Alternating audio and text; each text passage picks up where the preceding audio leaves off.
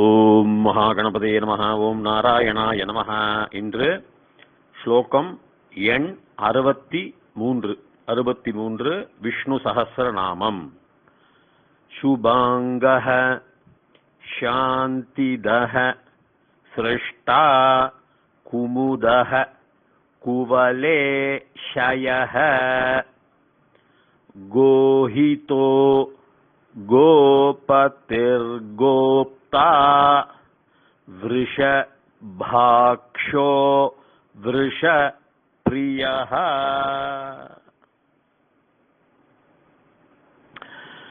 சுபாங்கஹ சுப அங்கஹ. சுவாமிக்கு நம்ம சுபம்ங்கிறது மங்களமான வார்த்தை. அங்கஹ அங்கஹனா அவருடைய உடம்புகளை எல்லா அங்கங்களும் எல்லாமே சுபந்தான். சுப பிளஸ் அங்கஹ சுபாங்கன்னு வரும். இதுக்கு பேரு சவர்ண தீர்க்க சந்தின்னு சொல்லுவாங்க சம்ஸ்கிருத வியாக்கரணத்துல. சவர்ண ச வர்ண தீர்க்க சந்தி, அது வர்ண தீர்க்கம். அது அ பிளஸ் அ பிகம்ஸ் ஆ.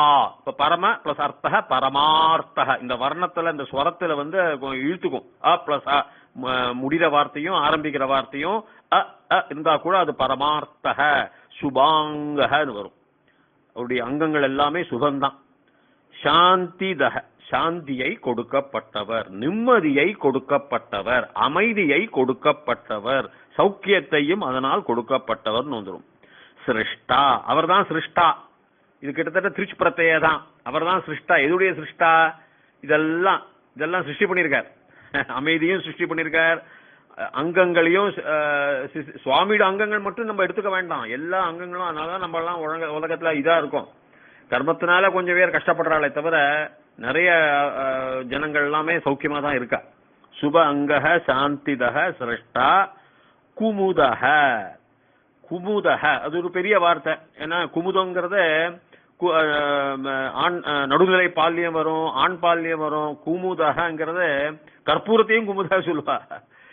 இப்போ குமுத அப்படின்னு எடுத்து பார்த்தாள்னாக்கா இது கூட சொல்லலாம். நல்ல பிரமாண்டமான தாமரை மலர்கள் அந்த மாதிரி எல்லாம் இருக்கும் குமுதான. ஆனா கூங்கிற அர்த்தம் எடுத்து பார்த்தாள்னா பூமி. நீங்க முத அப்படின்னு பார்த்தாள்னா உரிச்சொல் அட்ஜெக்டிவ் டு கூ. அது வந்து சௌக்கியம், சந்தோஷம், ஆனந்தம். பூமிக்கு ஆனந்தம் அப்படின்னு வரா மாதிரி சுவாமி தான் பூமிக்கு ஆனந்தம். இதுவும் நம்ம தாமரை, காட்டு தாமரைகள்னு நீலவர்ண தாமரைகள்லாம் பல தாமரைகள் பல வர்ணங்கள்ல இருக்கு, ரோஸ் மட்டும் இல்ல. அதனால அதில் குமுத அதை கொடுக்கப்பட்டவர், அந்த குமுதமான சந்தோஷத்தை கொடுக்கப்பட்டவர், பூமிக்கு சந்தோஷத்தை கொடுக்கப்பட்டவர். தகங்கிறது கொடுக்கிறது, கிவர் அப்படின்னு ஆங்கிலத்தில் சொல்ற மாதிரி கொடுக்கப்பட்டவர்னு.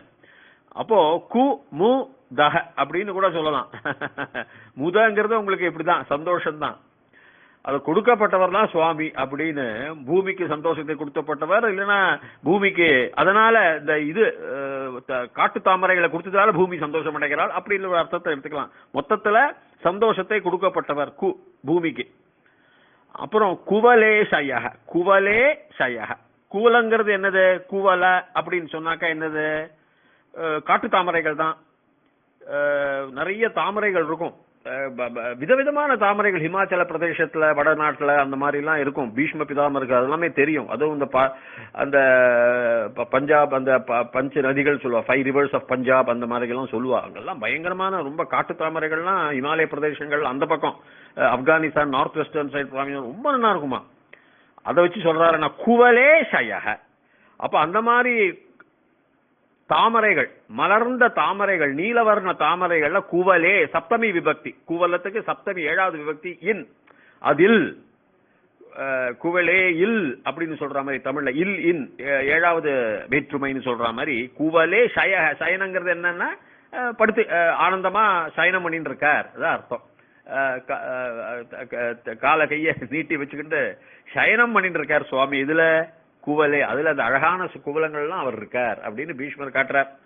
குவலே ஷயஹ கோ ஹிதஹ. கோ பசு தான் எடுத்துப்பேன். கோவுக்கு நிறைய அர்த்தம் இருக்கும், ஆனா கோ பசுக்கள். அந்த பசுக்களுக்கு ஹிதங்கிறது சமஸ்கிருதத்துல காப்பாற்றுறது, இல்லைன்னா அவளுக்கு நன்மையாக இருப்பது, ஆதரவாக இருக்கிறது, அவளுக்கு லாபகரமாக இருக்கிறது ஹித. கோக்கள் எல்லாம் மேய்க்கப்பட்டவர் மட்டுமல்ல சுவாமி, பட் அவளுக்கு ஆதரவா இருக்க. அதனாலதான் நமக்கு பசுவுக்கு பெரிய ஒரு ஸ்தானம் உண்டு. பசு பஞ்சகவ்யத்தினால புற்றுநோய்கள்லாம் தீர்றதுன்னு குஜராத்ல கூட இருக்கு. நிறைய பேர் அந்த மாதிரி சிகிச்சை பண்ணிக்கிறாங்க. கோ ஹிதஹ சுவாமி. இதனால கோக்கள் பசுக்களுக்கெல்லாம் சுவாமி நன்மையாகவும் லாபகரமாகவும் காப்பாற்றுதல் ரக்ஷண காரிய கர்த்தாவாகவும் இருக்கிறார் அர்த்தம். கோஹித பசுக்களை காப்பாற்றப்பட்டவர், பசுக்களுக்கு நன்மை செய்யக்கூடியவர். கோ பதிகி. இந்த கோ உலகமும் கோதான். அதனால இந்த உலகத்துடைய பதிகி, பூமாதேவியுடைய பதியும் சுவாமின்னு சொல்லலாம். கோபாலகங்கிறது பாலனம் பண்றது கோக்களை பசுக்களை. கோ உலகம் அந்த மாதிரி அர்த்தத்திலையும் நிறைய பேர் போடுறா. அதனால கோ பதிகி பதிகி நம்ம பார்த்துட்டோம், எஜமானர். அது ஒரு அர்த்தம் ஒண்ணுதான், எஜமானர் கணவர் அப்படி வச்சுக்கலாம். பூமாதேவியின் கணவர்னு சொல்லலாம். இல்ல பசுக்களை மேய்க்கப்பட்டவருடைய பசுக்களுடைய எஜமானன் அப்படியும் எடுத்துக்கலாம். கோப்தா, இந்த குப்னு அர்த்தம் நான் முன்னாடியே சொல்லிட்டேன். ஒண்ணுத்துல ரட்சணம், அதாவது அப்படியே மூடுறது, ரகசியமாக மூடி வைக்கிறது, அப்படி மூடுதல். குப்தா அப்படி குப்னாக்கா ஆங்கிலத்துல ஹைடிங் வாங்க, மறைத்தல், ஒளிந்துக்கிறது, அந்த மாதிரி அர்த்தம் குப்தாங்கிறது. இப்ப கோப்தா பசுக்களுடைய மறைத்தல் வராது இந்த இடத்துல. உலகம், உலகத்தை ரட்சிக்கிறார், பசுக்களை ரட்சிக்கிறார். அந்த இடத்துல குப்தாவை எடுத்துக்கணும். கோ போட்டாக்கா உலகத்தை கூட அவரால் மறைக்க முடியும். உலகம்ன்ற ஒன்று இருக்கு இல்ல, உலகம்லாம் உங்களுக்கு அவரை மறைக்க முடியும். உலகத்தை மறைக்க முடியும்னா என்ன அர்த்தம்? உலகத்தை காப்பாற்ற முடியும். கோப்தா திருச்சி பிரத்யேக அது. அதனால இந்த கோக்கு நம்ம ரெண்டு அர்த்தமும் எடுத்துக்கலாம். பசுக்களும் எடுத்துக்கலாம், உலகமும் எடுத்துக்கலாம். கோ குப்தம் அதுதான், இதுதான் அர்த்தம் வரும். குப்தத்துக்கு அர்த்தம் அதுதான். அதனாலதான் கோப்தான் அப்படி சேர்ச்சல அது வருது. அதாவது உலகத்தை கூட அவர் ரட்சணம் பண்ணுவார் சுவாமி. உலகத்தை மறைத்து கூட வைப்பார் அவர். ஏதாவது தீங்கு ஏற்பட்டா உலகத்தை மறைக்கும் சக்தி அவருக்கு. பெரிய பெரிய கதிர்வீச்சுகள் வரலாம் யூனிவர்ஸ், வெளி பிரபஞ்சத்திலிருந்து. அதை தாங்கக்கூடிய சக்தி. அப்ப உலகத்தை மறைக்கணும், அந்த கதிர்வீச்சின் தாக்கம் இல்லாம இருக்கிறதுக்கு உலகத்தை அந்த இடத்துல இருந்து எடுத்துடணும். எடுக்கிறார் சுவாமி, எடுக்கலைன்னு சொல்ல முடியாது. விஞ்ஞானிகள் ஏதாவது தாக்காம இருக்கிறதுக்கு அதை தள்ளி விடுறாரா இருக்கும். நிறைய ஆங்கிலத்துல அப்படி வெளியில அப்படியே போயிடுறது, அந்த ரிகாஷியேட் ஆங்கிலத்துல. அதாவது அப்படியே செதறி அப்படி அந்த பக்கமா போயிடும். பந்த போட்டெல்லாம் திருப்பி வர மாதிரி அது அப்படியே கிட்ட அப்படியே போயிடும். அது அப்படியே டைவர்ட் பண்றாரு, அது அப்படியே விதிவிலக்காக தள்ளி விடுறாருன்னு இருக்கலாம். அதனால கோப்தா அவர் தான். அது திருச்சி பிரத்யேக கோப்தா.